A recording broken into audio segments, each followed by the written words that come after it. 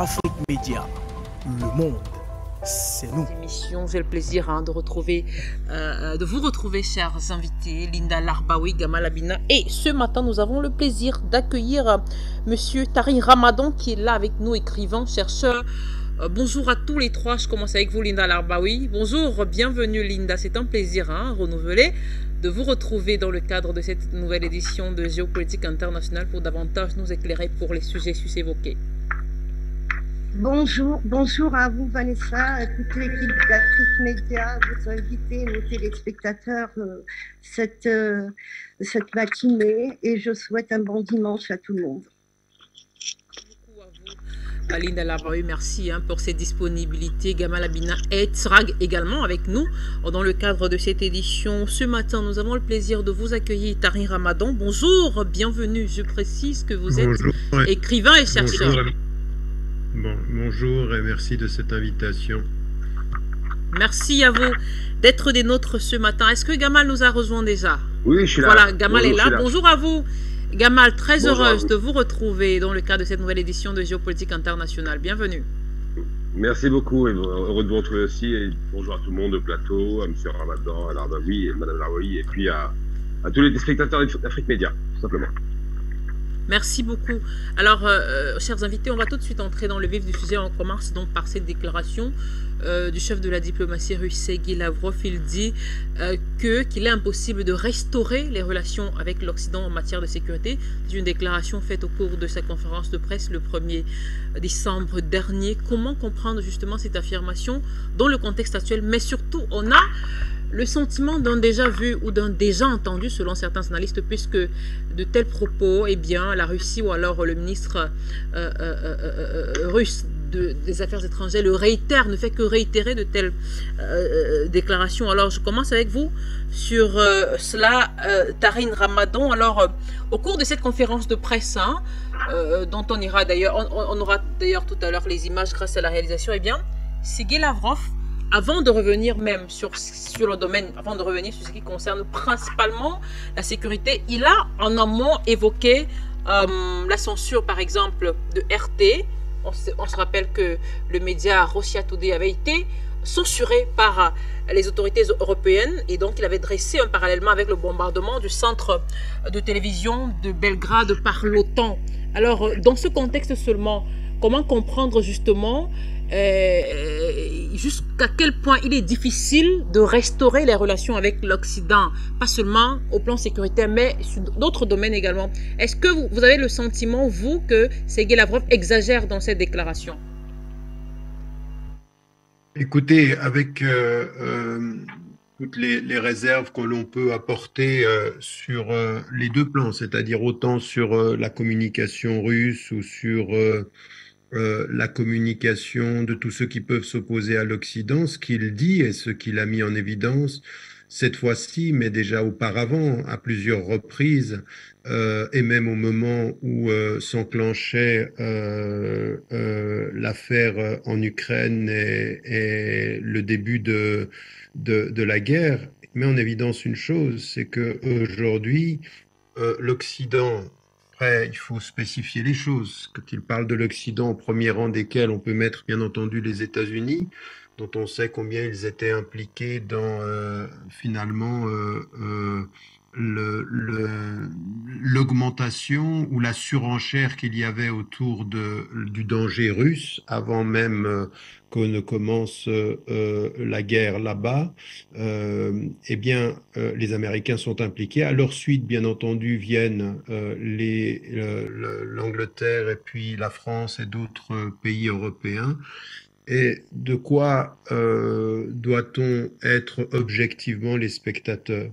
On doit être objectivement les spectateurs du fait que, en matière de sécurité, alors là, vous avez parlé de l'information et du fait qu'il fermait les accès à tout ce qui pouvait être une information alternative, ou alors il la laisse quand ça les arrange, ce qu'ils avaient fait à l'époque avec Al Jazeera au Moyen-Orient. Eh bien, ce qu'il est en train de mettre en évidence, c'est effectivement qu'aujourd'hui, la façon de gérer les affaires sur le plan international par les États-Unis tient essentiellement et surtout sur le fait d'entretenir l'insécurité.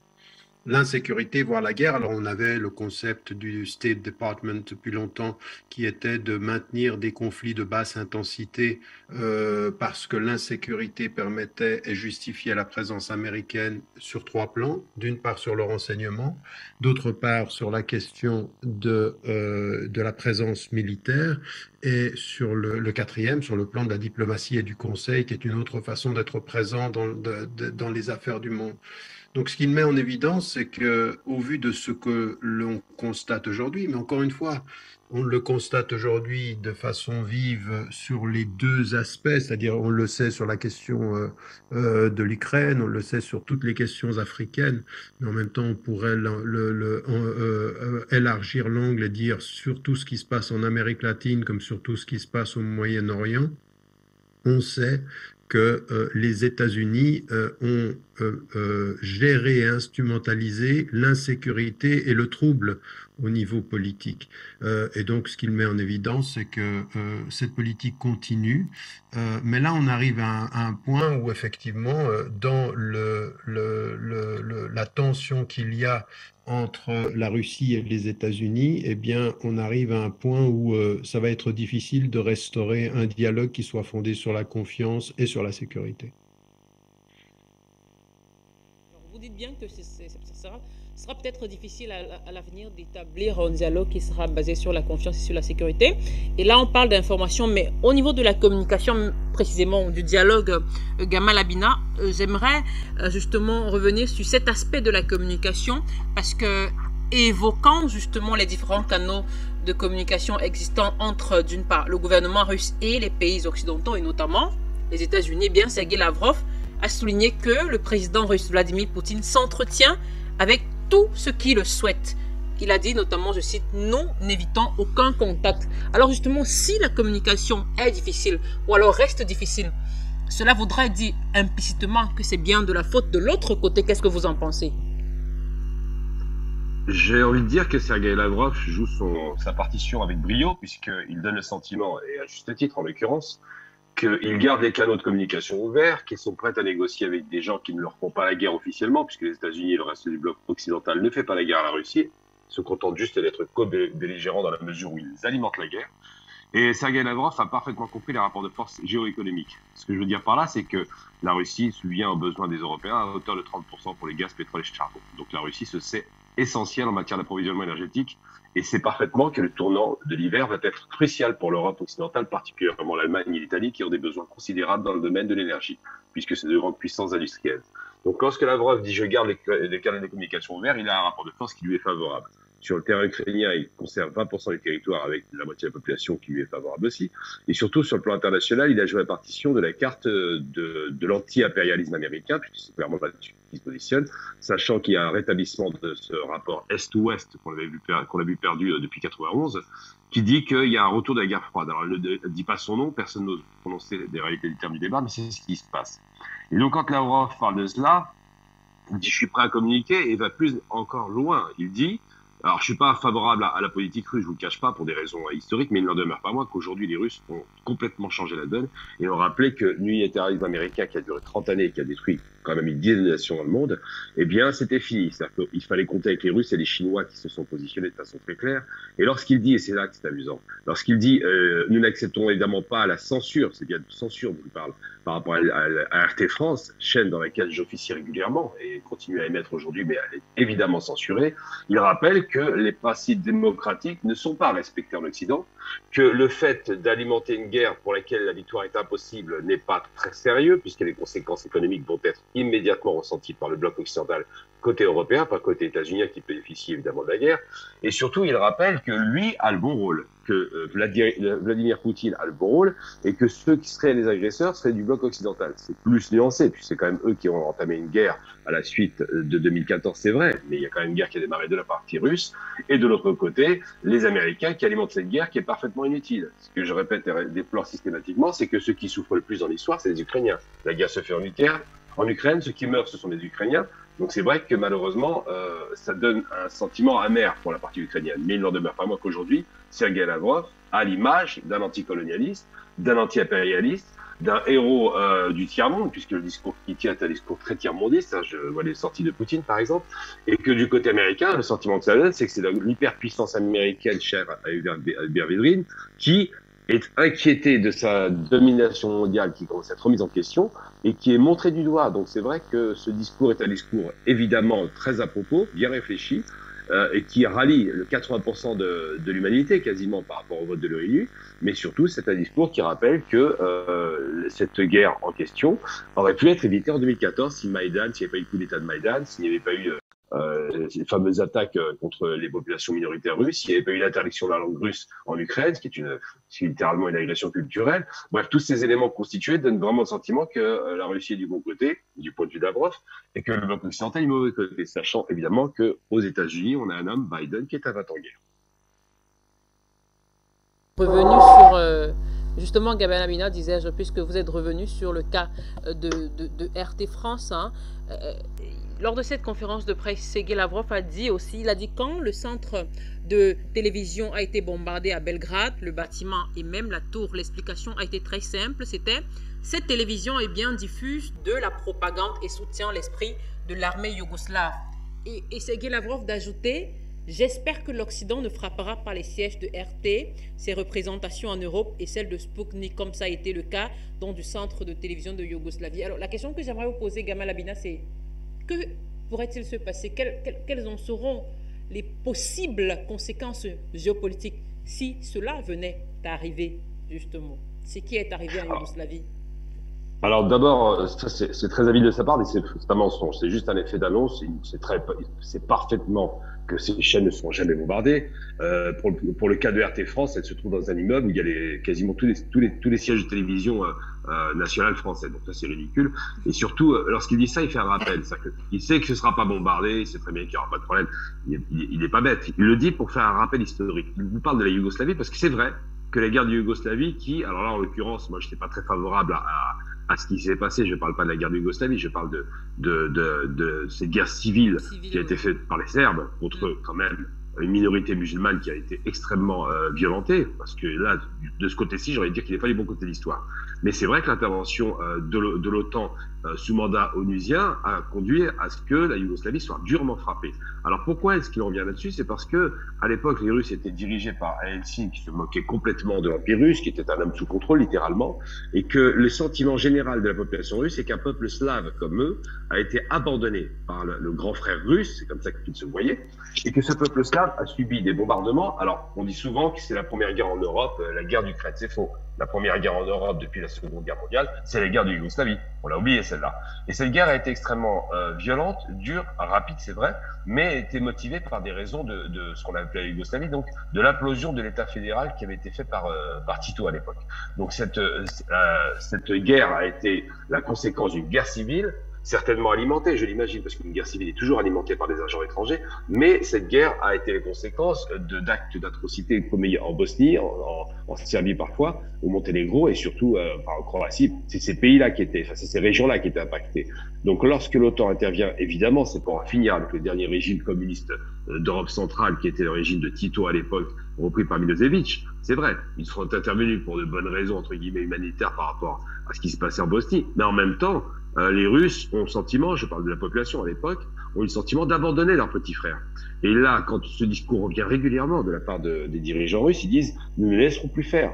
Nous avons laissé l'OTAN bombarder un pays comme le nôtre slave, parce que ce sont des Slaves et ce sont aussi des gens qu'on appelle qui utilisent le même type d'alphabet, quasiment c'est la même culture, à peu de choses près, je raccourcis. Ils sont orthodoxes aussi, par exemple. Mais il dit que cette guerre-là était une guerre qui était illégitime au regard de la vision russe et que nous ne laisserons pas faire. Alors ce rapport de dire ils bombarderont RT ou Sputnik, évidemment c'est ridicule et il ne croit pas du tout. Mais il rappelle ça, c'est une façon de faire un lien historique avec la Yougoslavie de 91, de l'après 91 et évidemment la Russie d'aujourd'hui qui se sent, du point de vue russe, encerclée par l'OTAN et sans doute peut-être en danger. Pour toutes ces explications. Alors, Linda Larbaoui, au sujet de l'attitude occidentale vis-à-vis de ce que Moscou présente comme étant une opération militaire spéciale, eh bien, Sergueï Lavrov a rappelé l'absence de réaction lorsque les pays occidentaux, eux, ont bombardé la Yougoslavie, l'Irak, la Libye ou encore l'Afghanistan. Alors, comment, selon vous, comprendre ce parallèle que fait Sergueï Lavrov, Linda Larbaoui? Vanessa, la guerre de Yougoslavie s'est faite en deux étapes. Il ne faut pas oublier. Il y a eu la guerre de 91, qui était une guerre civile. On a réveillé les Tchétniks, c'était les nouveaux nazis serbes, et on a réveillé également les Oustachis, c'était les nouveaux nazis croates. Donc ça, il faut remettre les choses dans leur contexte. C'est à base de deux groupes nazis qu'on a réveillé cette guerre. Au milieu, il y avait une république musulmane, à 70% musulmane. Les musulmans, au départ, étaient avec les Serbes, contre les Croates et contre les Slovènes. La Slovénie n'a pas été touchée, c'était une bonne partie de ce qui était anciennement l'Empire austro-hongrois, donc la Slovénie n'a pas été bombardée, elle n'a pas participé à cette guerre. Là où M. Lavrov revient, c'est en 1999. En 1999, il y a une véritable injustice. Pourquoi ?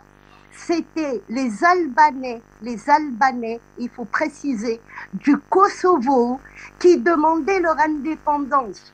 Donc c'était des Albanais qui étaient là depuis la fin de l'Empire ottoman, ou même ceux qui sont arrivés à la fin de la Deuxième Guerre mondiale, quand il y a eu un dictateur qui a pris le pouvoir en Albanais, qui se sont réfugiés en Yougoslavie, donc majoritairement au Kosovo, et ils ont voulu leur indépendance. Ce qui s'est passé en 99 contre la Serbie, c'était une injustice totale qui n'a rien à voir avec la guerre de 91, il ne faut pas confondre. Voilà, ça il faut bien le préciser. Les Kosovars, on les appelle les Chyptères. Voilà, c'est des Chyptères. Les vrais Kosovars. Les autres qui se sont rebellés et qui ont demandé leur indépendance, c'était des Albanais. Ce n'étaient pas des Yougoslaves, ni des Serbes, ni rien du tout. Donc, il faut remettre tout ça. La guerre de Yougoslavie, je l'ai vécue. J'étais mariée avec d'ailleurs, ça lui a coûté sa vie, cette guerre. Ça m'a coûté mon beau-père, mon beau-fils et mon mari, cette guerre. Donc, moi, je l'ai vécue.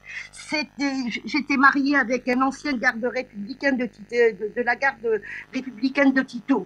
Donc, j'étais mêlée directement dans cette guerre-là. Donc, il ne faut pas confondre les deux étapes. Monsieur Lavrov revient en 1999, quand la Serbie a été bombardée. J'étais même là-bas quand il y a eu les bombardements, c'était au mois de mars. Donc, je peux en parler des heures, c'est quelque chose que j'ai vécu. Donc, quand il y a eu cette attaque, quand ils ont bombardé la télé, c'était une injustice totale. Aujourd'hui, les Algériens sont nombreux à Paris. Et je pense que les deux personnes qui sont sur le plateau connaissent bien le problème. Si les Algériens déclarent Barbès comme république indépendante, comment réagirait la France ? Elle est là, l'injustice. C'est qu'il y a des Albanais, des agents de la DGSE, des agents de la CIA, des agents de... On nous a ramené ils ont ramené tout le monde en ce qui était anciennement la Yougoslavie, même les frères terroristes qui étaient en Algérie, ils les ont ramenés là-bas. Et qu'est-ce que ça a fait ? Ça a fait une bombe qui avait explosé. C'est ça, c'était la fin d'un monde multipolaire. Le véritable monde multipolaire s'est terminé en 99. Pourquoi ? Parce qu'à la chute de l'Empire soviétique, quand il y a eu la réunification des deux Allemagnes, quand tout ça s'est terminé, il restait un bloc. C'était les pays les non-alignés. Et les pays les non-alignés, quand on a décidé de former la Yougoslavie, ça s'est fait à Versailles avec le traité de Versailles. On a mis des communautés entre eux qui ne pouvaient pas se supporter finalement. Et c'était une bombe à retardement. Tant que Tito était au pouvoir, il arrivait à tenir les choses. Le jour où Tito est parti, on a commencé à parler justement à partir de 1990 de la Grande Serbie.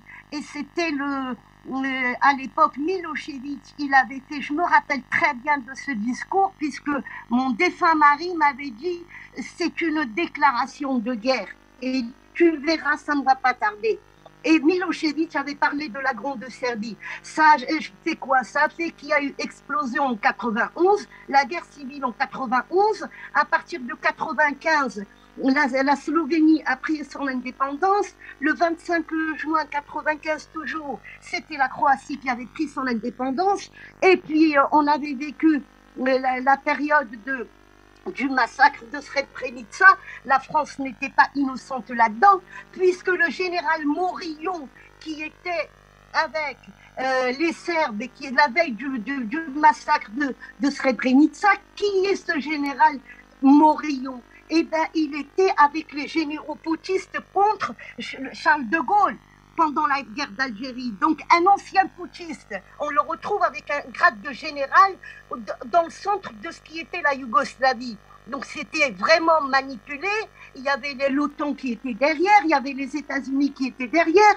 Et puis, en 91, en 99, pardon, on avait tous ces Albanais du Kosovo qui commençaient à se faire passer pour des victimes et ils réclamaient une indépendance qu'on ne pouvait pas leur donner. Ce n'étaient pas des Yougoslaves, c'était des Albanais. C'est ça qu'il faut remettre un peu de ce que je suis en train de vous dire. Il faut remettre les choses à leur place. La guerre de Yougoslavie s'est faite en 2 fois et en 99, quand la Serbie a été bombardée, c'était une injustice totale, mais il fallait en finir avec un monde multipolaire, voire bipolaire, puisqu'il restait toujours les pays les non-alignés. Il fallait les mettre dans le droit chemin derrière les États-Unis pour que les États-Unis commandent tout le monde. Revenir tout à l'heure justement sur la pertinence. Est-ce que vous partagez, et vous répondriez à la question tout à l'heure, vous partagez justement le rapprochement que Sergueï Lavrov fait justement de cette guerre dans le contexte de la fermeture de la chaîne et puis le cas de RT français de Sputnik. On va y revenir, mais avant, Tariq Ramadan, alors une question que j'aimerais vous poser concernant toujours cette conférence de presse du chef de la diplomatie russe, Sergueï Lavrov, même si elle ne concerne pas directement la sécurité, même si elle n'est pas directement liée en matière de sécurité, comme l'a évoqué Sergueï Lavrov, c'est ses propos à l'endroit de l'Inde, hein, parce qu'on sait que au cours de cette conférence de presse, eh bien, il a d'une certaine façon félicité l'Inde qui a refusé de rejoindre les alliances des États-Unis, notamment contre la Russie et la Chine. Qu'est-ce que vous en pensez, Tariq Ramadan?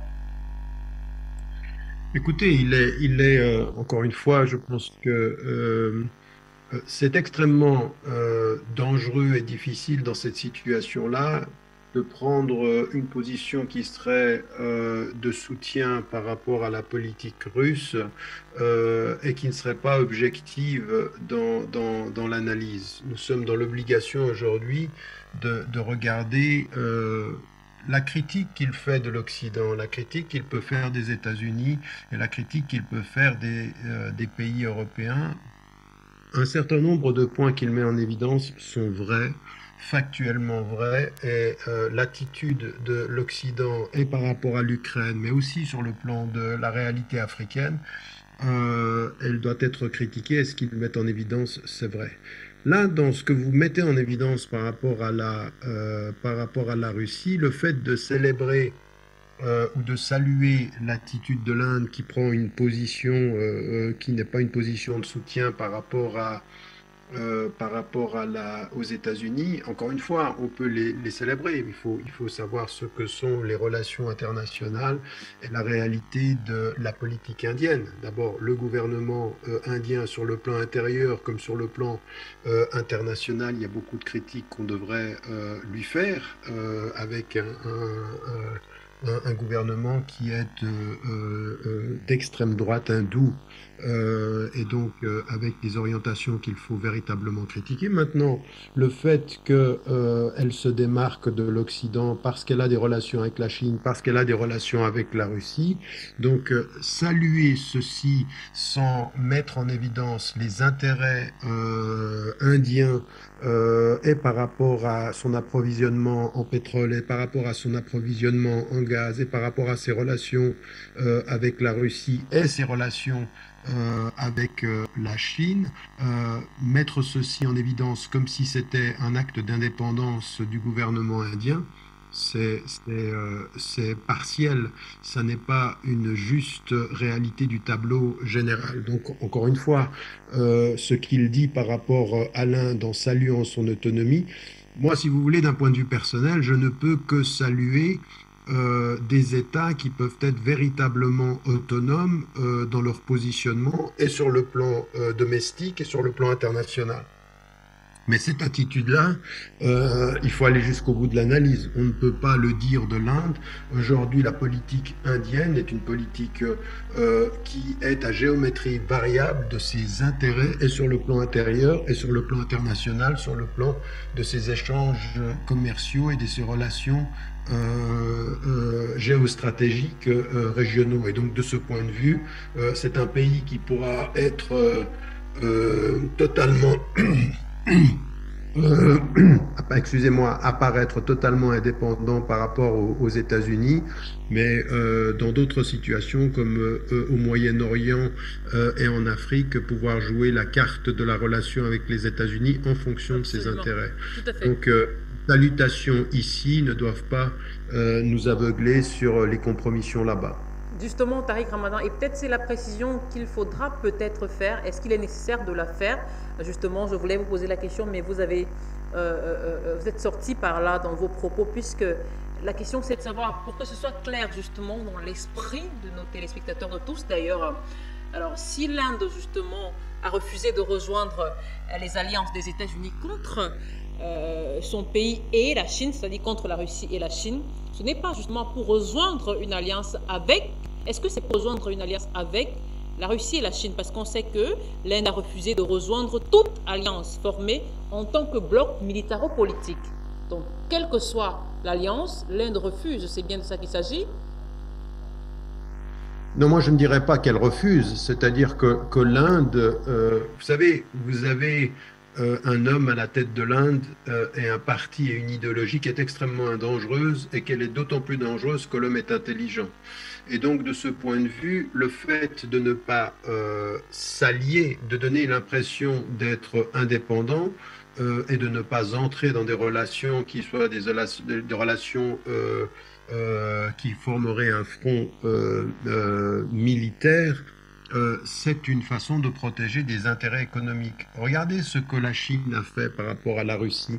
La Chine, ce qu'elle a fait par rapport à la Russie, c'est que elle ne s'est pas positionnée évidemment avec les États-Unis, mais elle est restée dans une neutralité où apparemment, parce que ce n'était pas vraiment une neutralité, dans un non-positionnement qui lui permettait de continuer ses relations avec la Russie, c'est-à-dire de continuer dans son projet dans lequel la Russie joue un rôle particulièrement important en termes des perspectives économiques et du dispositif de la route de la soie, de la nouvelle route de la soie dans laquelle est engagée la Chine, la Russie joue un rôle déterminant, donc il ne devait pas s'aligner cet allié objectif, et il ne fallait pas se l'aliéner. Donc c'est une position qui est intelligente. Vous voyez que l'Inde, de ce point de vue-là, pour des raisons qui sont d'approvisionnement en ressources minières, mais également de tout ce qui peut concerner ces ressources dans ce qu'elle est devenue aujourd'hui, à savoir une puissance très très importante dans la production de matériel digital et informatique, eh bien ils ont besoin de ces ressources-là. Donc c'est un repositionnement qui est un positionnement de non-alignement, mais en même temps de protection de ses intérêts de façon intelligente. C'est ça qu'est en train de faire l'Inde aujourd'hui. Donc, est-ce que c'est est-ce qu'on peut les saluer pour ceci? S'il faut les saluer pour ceci, il faudrait saluer tous les pays qui, sur la scène internationale, prennent des positions apparemment neutres, parce qu'en fait, cette apparente neutralité permet ou leur permet de protéger leurs intérêts géostratégiques et économiques. Alors, selon vous, au plan géopolitique, bien sûr, quels peuvent être les inconvénients, ou du moins même les conséquences et les avantages d'un côté de ce repositionnement stratégique ou géopolitique, mais qui a tout à voir avec une certaine neutralité? Ce n'est pas pour le cas de l'Inde seulement, même les autres pays. Qu'espèrent-ils en retour, justement? Est-ce qu'il y a un impact géopolitique à vouloir prendre de telles positions, puisque finalement, dans le positionnement actuel des différents pays, alors qu'on s'approche du monde multipolaire auquel on aspire, il faut justement que chacun des pays prenne position quelque part. Oui, mais encore une fois, vous savez, on n'est pas non plus, et vous le savez, implicitement dans votre question, nous ne sommes pas dans un monde de bisounours. Et donc, ce monde multipolaire, ce ne sont pas des États qui se positionnent sur la base de principes moraux. Ils se positionnent sur la base d'intérêts bien compris.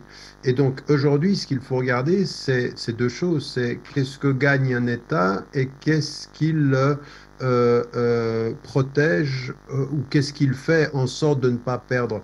Aujourd'hui, il y a beaucoup plus à perdre en Inde de s'aligner sur les États-Unis et sur le plan de l'équilibre sur le plan asiatique et sur le plan de ses relations et de ses ressources et dans le pétrole et sur le gaz et sur le lithium dont il est un utilisateur et dont il a besoin en grande quantité eu égard à ses spécialisations sur le plan technologique, eh bien l'Inde, de ce point de vue, ce qu'il gagne, c'est de ne pas s'aliéner totalement ses relations avec la Russie et la Chine dont il a besoin. Et surtout, l'Occident ne peut pas s'aliéner l'Inde. Donc la position de l'Inde est intelligente au sens où elle sait aujourd'hui que l'Occident ne peut pas en faire un ennemi et qu'elle ne veut pas faire de la Russie et de la Chine un ennemi. Et donc voilà ce qu'il faut regarder au cas par cas sur le plan militaire, sur le plan économique et sur le plan géostratégique. Ça, c'est un élément. Ensuite, ce que vous dites sur les autres pays, dans ce monde multipolaire, ce qu'il faut que nous fassions, c'est effectivement que nous regardions au cas par cas, parce qu'il n'y a aucun pays qui ressemble à un autre. Ce que vous regardez, même en Afrique, on ne peut pas considérer la Centrafrique comme le Mali comme le Burkina Faso, malgré des éléments qui sont convergents à chaque pays, et pour chaque pays, il faut faire la somme, l'équation de ce qui est acquis et de ce que l'on protège en termes d'intérêt. Eh ben, par rapport à l'Inde, aujourd'hui, ce serait suicidaire de se positionner en soutien de l'Occident, et c'est pour ça qu'elle ne le fait pas. C'est pas pour des questions de principe et de liberté et de multipolarité au sens où vous l'entendez. En tout cas, c'est pas à mon avis. Merci, Tariq Ramadan, je vous remercie pour toutes ces explications. Alors, on va poser deux dernières questions, notamment à Gamal Abina et à Linda Larbaoui, et puis on va passer à notre deuxième thématique. Alors, Gamal Abina, je commence avec vous, on va sortir de ce sujet avec Linda Larbaoui. Lors de cette conférence de presse où le chef de la diplomatie russe, Sergueï Lavrov, a dit qu'il est impossible de restaurer les relations avec l'Occident, d'une certaine façon, on a le sentiment que quand il dit de restaurer les relations avec l'Occident, je pose la question à Gamal Abina, on a le sentiment qu'il s'adresse beaucoup plus aux États-Unis. Et justement, dans ce sens, on a le président, par exemple, du think tank américain Council of Foreign Relations, qui est d'ailleurs l'un des théoriciens aussi de la politique extérieure américaine, Richard Haas, qui a fait état de doute justement relatif à la marge d'influence des États-Unis dans le monde. Et il a précisé que le nouvel ordre mondial entraînera donc en conséquence une diminution du rôle international de l'Amérique dans les affaires internationales.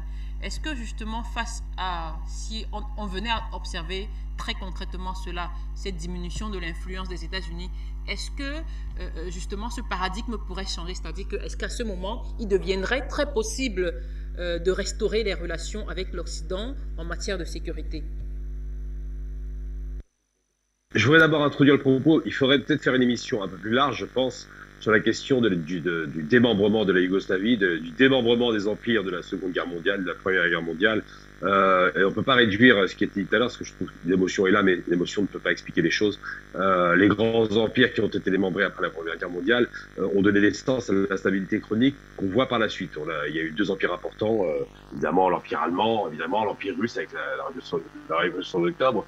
Donc de dire que les Serbes d'un côté étaient des nazis contre les Oustachis et Dante Pavlik de l'autre côté, c'est très réducteur et c'est beaucoup plus compliqué que ça. Quant aux multi-populations qui constituent l'Europe, hein, c'est une Europe qui a été des dizaines de fois envahie de droite, de gauche, de nord, du sud, bref, par tout un tas d'empires. Évidemment que quand on a imposé la Yougoslavie, ça allait créer des tensions, tout le monde le savait, et c'est le Croate Tito qui a empêché que les Serbes commencent à se venger des Oustachis croates. Donc c'est vrai que c'est une histoire qui est longue. La guerre de Yougoslavie, c'était la destruction du bloc de l'Est et consacrée à la fin du communisme. C'est pour ça qu'elle a été provoquée. C'est pas seulement pour des questions simplement nationalistes, même si ces questions existent, on les connaît. Le grand empire serbe qui était voulu par le dirigeant de l'époque, c'était quelqu'un qui est tombé dans un piège grossier, qui a participé à la destruction de la Yougoslavie, qui était un modèle intéressant sur le plan du vivre ensemble.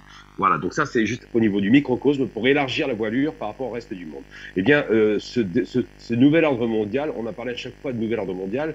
La première fois que quelqu'un en a parlé, c'était Woodrow Wilson, qui était donc le président des États-Unis après la Première Guerre mondiale, et qui lui, semble-t-il sincèrement, voulait créer un ordre mondial, un nouvel ordre mondial, dans un désordre généralisé après une Première Guerre mondiale qui a dévasté l'Europe.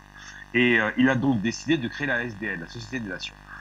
Ensuite, il y a eu, après 45, évidemment l'ONU qu'on connaît, mais c'est resté un désordre parce qu'il y avait une guerre froide qui s'était abattue sur le monde et que Churchill avait consacré comme étant un rideau de fer qui s'abattait sur l'Europe et donc le monde.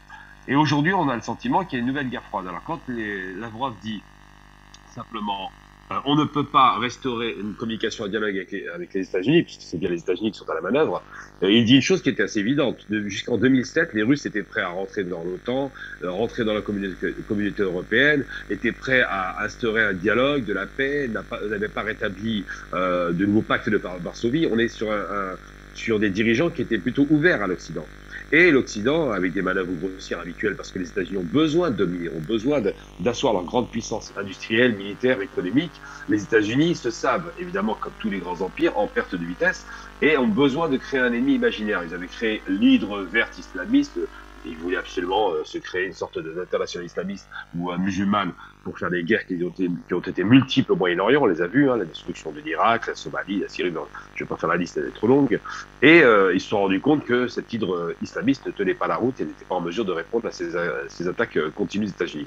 Et arrive à ce moment-là la Russie à nouveau dans le champ de la rupture internationale. Et c'est vrai que la Russie est un autre morceau, c'est que c'est un pays très structuré, très puissant militairement, et qui est en mesure de faire face au bloc américain. C'est la grande puissance militaire mondiale. Donc quand il dit ça, Lavrov, il consacre simplement le fait que le monde est à nouveau partagé en deux, qu'il n'y aura pas un canal de communication aussi courtois qu'il y a eu jusqu'à présent, et qu'effectivement, il fallait se repositionner parce qu'il parle beaucoup de monde multipolaire. Alors la multipolarité, j'en ai déjà parlé, c'est un concept français, hein, faut pas l'oublier. C'est Hubert Védrine qui l'avait dit en 2003, qui est un concept abscon, qui est faux. C'est un concept aussi faux que le tiers-mondisme voulait faire la troisième voie en parlant de Bandung, donc en parlant des non-alignés. Tous ces concepts-là sont faux. Les vraies réalités, c'est un monde qui est divisé en deux blocs antagonistes, à savoir le bloc Est et Ouest, en substance, avec des pays qui sont satellisés ou qui sont des soutiens. Et ce bloc Est et Ouest se battent pour deux raisons.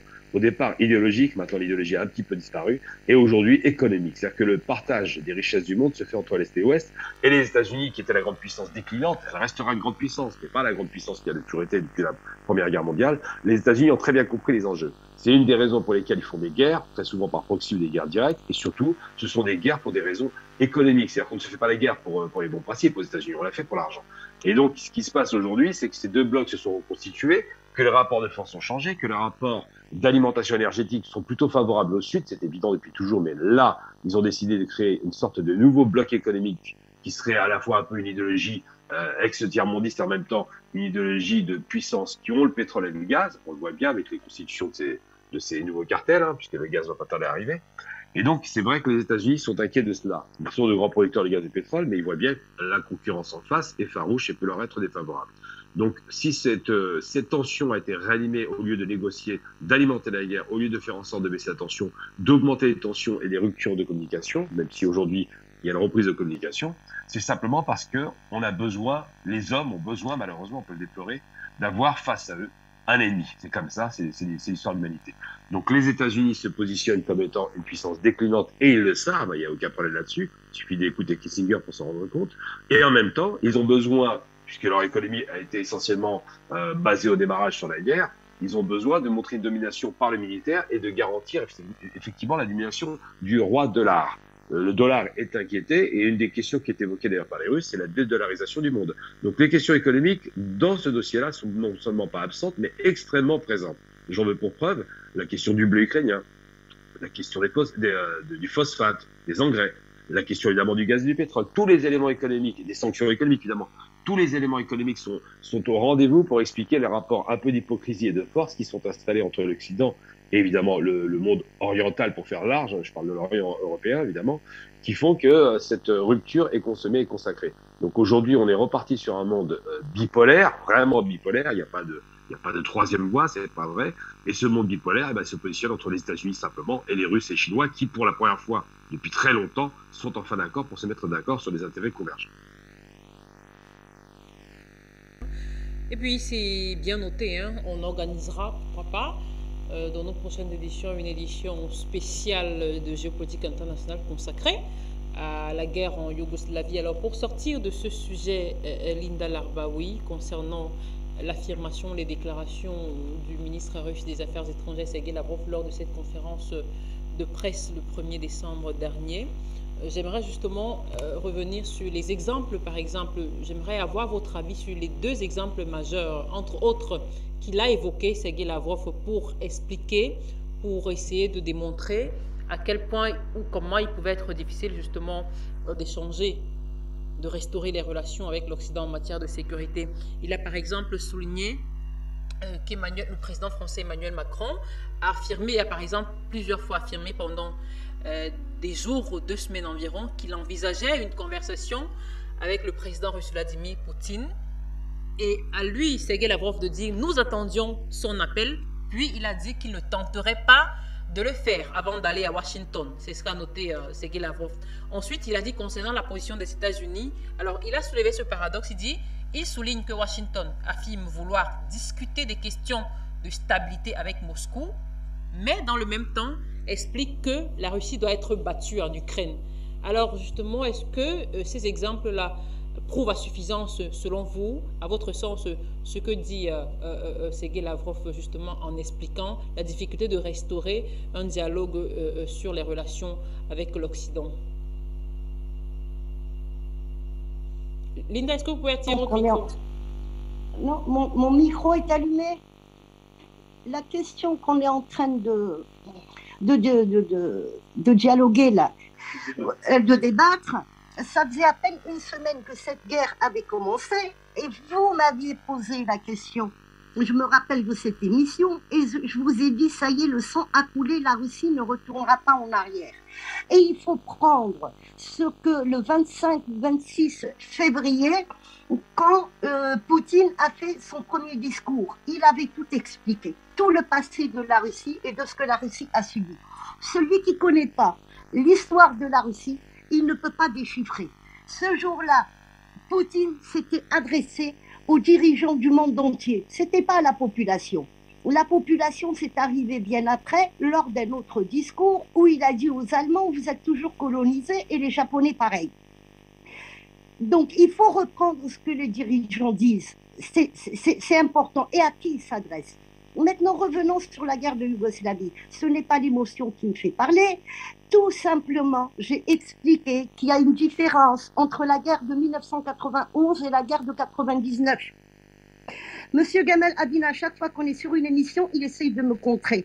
Est-ce que c'est du misogisme? Est-ce que je sais pas, franchement, je sais pas. Mais ça commence à bien faire. Quand je parle, je donne mes sources, je donne des dates, je donne des noms. Ça s'appelle un débat. Je donne tout ça. Le problème avec monsieur Gamal Abina, c'est Gamal Abdel Nasser. Moi, j'ai rien dit sur Gamal Abdel Nasser. Il y a des écrits, notamment Kissinger qu'il a cité tout à l'heure. Il faut reprendre ce qu'il a écrit il y a 3 mois sur Gamal Abdel Nasser, Kissinger. Donc on ne peut pas prendre Kissinger quand ça nous arrange et quand ça ne nous arrange pas. Gamal Abdel Nasser, quand il y a eu pour revenir à ça, parce que c'est important, on est en train de débattre justement de la Russie, de ce que le mal de l'Égypte qui a fait à la Russie. Quand ils ont donné toutes les armes russes que l'Algérie avait achetées aux Américains pour qu'ils décortiquent tout ça et qu'ils contrôlent tout ça quand il y a eu la guerre en Afghanistan. Donc il faut revenir. Gamal Abdel Nasser, et là nous avons une bonne personne qui peut confirmer ce que je dis. Quand il y a eu le coup d'État contre le roi Farouk, et ben tout le monde a été relâché sauf 34 personnes. C'était 34 communistes. Et Gamal Abdel Nasser a ouvert 3 ministères aux frères terroristes, aux frères musulmans. Gamal Abdel Nasser a donné 3 ministères. Et vous avez le petit-fils de Gamal, de Hassan el-Banna et de Saïd Ramadan, les frères terroristes, qui peut confirmer ce que je dis. Donc il faut arrêter de mélanger les choses. Et arrêtez de m'attaquer, monsieur Gamal Abina. J'attaque personne, ça débat, madame. On va se calmer. Moi, je travaille pour mon continent et pour mon pays. Arrêtez de m'attaquer. Madame Labaraoui, vous avez un problème avec la discussion. Là, ça va. Écoutez, Linda Larbaoui. Nous sommes ensemble, vous m'attaquez. Du calme, Linda Larbaoui. Linda Larbaoui. Parce que donnez-moi vos sources. Donnez vos sources. Linda Larbaoui. Il faut étudier, madame Larbaoui. Est-ce que vous m'entendez? Donc, pas tous à la fois, s'il vous plaît. Linda Larbaoui, est-ce que vous m'entendez? Arrêtez de m'attaquer. Linda Larbaoui, s'il vous plaît, calmez-vous. Vous nous avez Linda Larbaoui. Le plus grand terroriste au monde, Hassan el-Banna et Saïd Ramadan, qui ont pourri toute l'Afrique. Linda Larbaoui, s'il vous plaît, calmez-vous, calmez-vous. Il n'est aucunement question dans géopolitique. C'est trop. De vous voir vous fâcher. Écoutez, non, la guerre de Yougoslavie, je l'ai vécue, moi. Linda Larbaoui, on y reviendra, écoutez. J'ai marché au milieu de charniers. Écoutez, Linda Larbaoui. C'est l'émotion qui me fait parler, bien sûr que c'est l'émotion. Linda Larbaoui, Linda Larbaoui. En Afrique sont partis. Linda, Madame Larbaoui, est-ce que vous m'entendez? Écoutez, rassurez-vous, calmez-vous tout d'abord, ensuite rassurez-vous. C'est pas précisément parce qu'il s'agit d'un débat, on aura l'occasion d'en faire une émission. Madame Vanessa, je veux bien qu'on me contre, mais quand je vous dis tel livre, voilà ce qu'il a dit, tel écrivain, voilà ce qu'il a dit, Monsieur Lavrov, voilà ce qu'il a dit, Monsieur Poutine, voilà ce qu'il a dit, à chaque fois qu'on m'a contré, on me dit non, c'est pas comme ça. Et ben dites-moi. Et alors, ça s'appelle un débat. On ne peut pas me contrer tout le temps. Ça s'appelle un débat. Oui, ne vous énervez pas, Larbaoui, écoutez. Ce monsieur Gamal Abina. Ça s'appelle un débat, Madame Larbaoui. Ça s'appelle un débat, Madame Larbaoui. Vous êtes dans une démarche de dictateur. Ça s'appelle un débat, Madame Larbaoui. Non. Quand on a un problème avec les hommes, on se calme. Donnez vos sources si vous êtes intelligent et vous connaissez mieux que les autres. Écoutez, Madame Larbaoui. Moi, je donne mes sources. Vous n'avez pas de source. Gamal Abdel Nasser, c'était un traître. C'était Sanger qui me le dit. Ça s'appelle du dogmatisme. C'est tout. Moi, je raconte rien du tout. Voilà. Afrique Média, le monde, c'est nous.